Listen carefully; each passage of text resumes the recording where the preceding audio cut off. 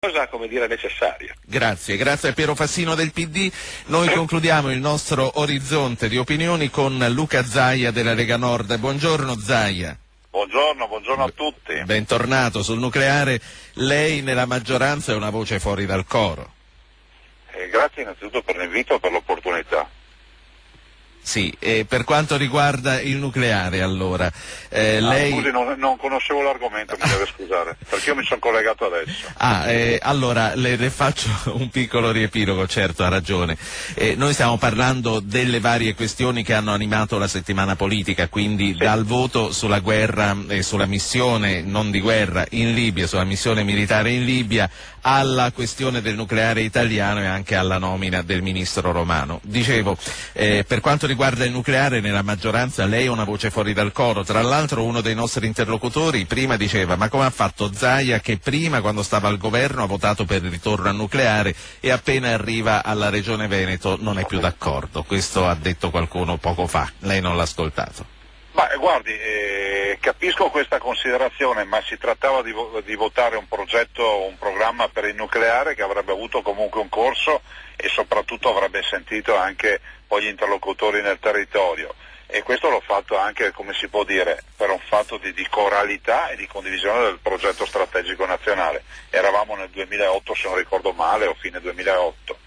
E da Veneto ho sempre detto che comunque la mia regione non può ospitarlo, visto e considerato che è un bilancio energetico che è alla pari, cioè produce quello che consuma, e dall'altro c'è anche da dire che rispetto al Veneto noi abbiamo delle condizioni di insediamento umano, di aree protette e di sismicità, aggiungiamoci anche questo aspetto, che non ha insediamento una centrale. Senta Zaia, lo sa che ci sono ascoltatori che scrivono per dirci che all'agricoltura avrebbero rivoluto lei? Lei come la vede la nomina di Romano? Guardi, io do l'in bocca al lupo ovviamente al nuovo ministro che non conosco, avrò modo di conoscere.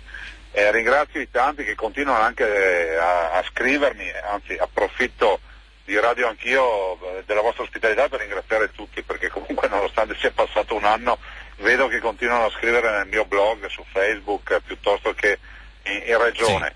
Sì. Io però mi ritengo un manager, per cui mi occupo di quello di cui devo occuparmi. Sì, ma la questione non era tanto su di lei, era sulla nomina che alcuni hanno giudicato frettolosa di un nuovo ministro. Ma guardi, ci sono le leggi in Italia. La legge prevede che ci sia un ministro designato, che il Presidente della Repubblica ne accolga il giuramento rispetto a quello che c'è scritto in Costituzione. A me sembra che questi passaggi siano stati fatti e i processi si fanno da altre parti, punto e basta. E per quanto... Non conosco neanche la vicenda e giustamente anche il Capo dello Stato a un certo punto si è fermato, perché poi immagino ci siano fatti di perché si aspetta un eventuale rinvio a giudizio dopo il quale la questione si riporrà, sta dicendo. La guerra in Libia, l'intervento militare in Libia, vi aveva visto molto dubbiosi all'inizio e poi comunque avete votato insieme con il PDL la mozione. Qual è oggi il vostro atteggiamento? Ma l'atteggiamento è che la Lega non è guerra, cioè il nostro capo, come amiamo dire noi, spesso cita Gandhi, da soli si fa prima, assieme si fa più strada, no? Spesso dice Bossi. E noi diciamo che le perplessità che avevamo si sono tradotte in dettami, in punti che sono stati poi quelli che abbiamo chiesto di introdurre in questa votazione: il tema del pattugliamento, il tema della condivisione di questa ondata immigratoria, che non può essere solo un problema di Lampedusa, della Sicilia o dell'Italia, ma un problema europeo, la latitanza dell'Europa che è imbarazzante, il rapporto con gli altri stati europei, penso al rapporto con i francesi, che sanno benissimo che questi immigrati vengono in Italia e la stragrande maggioranza devono andare in Francia, i francesi non li vogliono. Quindi il problema resta sempre quello dell'ondata migratoria, il problema principale.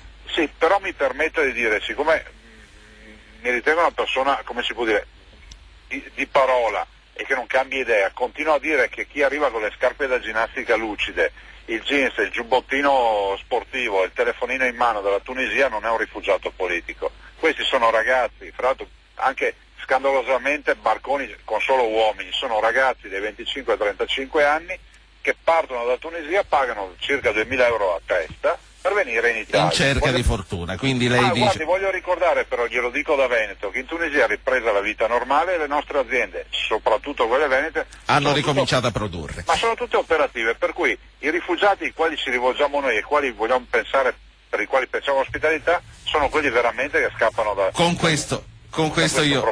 questo la saluto e la ringrazio per essere stato con noi. Luca Zaia, governatore del Veneto, Lega Nord. Allora ho un minuto, meno di un minuto per concludere con Polito, al quale non ho ancora chiesto una valutazione sulla nomina del ministro Romano. Ci sono i presupposti per un nuovo caso Brancher, Polito?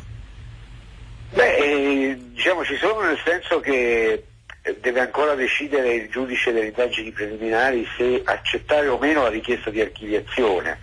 Se l'accetta, diciamo che il caso tende a chiudersi; se non l'accetta e apre il processo, allora sì, avremo allora sì un imputato per un reato connesso all'associazione. Ma è giusto, fino a che non ci sono, comunque fino a che sono solo indagini, è giusto gettare la croce addosso a una persona? No, assolutamente no, ma per non gettargliela non è necessario farlo ministro.